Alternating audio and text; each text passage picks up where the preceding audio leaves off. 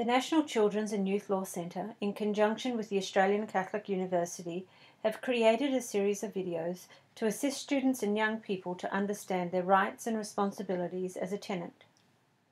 If I'm a co-tenant, who holds my bond and how do I get it back when I leave? Tom lives in a shared house with his housemates Erin, Anna and Sam. They all have their names on the lease and have contributed equally toward the bond. Their lease agreement is for a fixed term of 12 months, and they've been living in the house for 9 months. Tom was recently offered an all-expenses-paid scholarship for a term at the Oxford University in the United Kingdom. He's keen to take up the offer and has found someone to assign his lease to. The landlord has given approval in writing, and his housemates are happy with the new tenant. Tom wants to know where his bond is being held and what he needs to do to get his money repaid.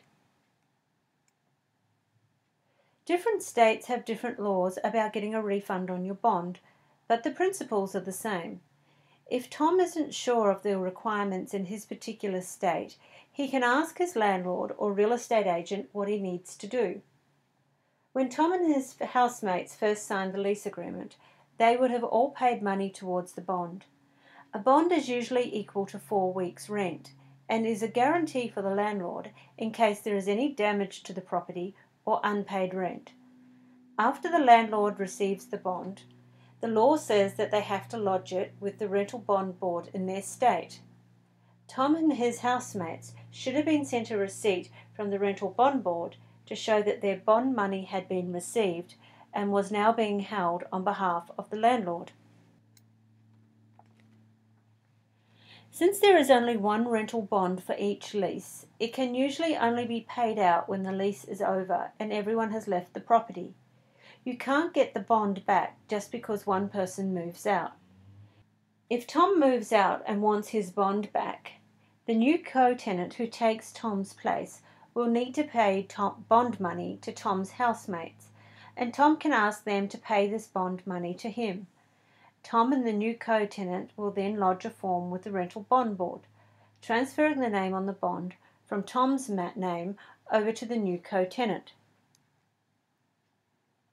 If Tom has damaged the property in any way, his housemates may ask him to leave part of his bond money to recover the cost of repairing the damage. If Tom has damaged his room, the new co-tenant may ask that Tom accept a lesser amount of bond. This will, however, need to be approved by the other co-tenants, as they'll be responsible for any damage once the lease has ended. Remember, everyone's lease and rental questions are different, and the law changes often. If you have a specific question about your housing arrangements, please send us an email. You can read more about the National Children's and Youth Law Centre and what we do by visiting the web address provided. The information contained in this video is general and is not intended to be advice on any matter. If you have a specific question, please email us at the details given.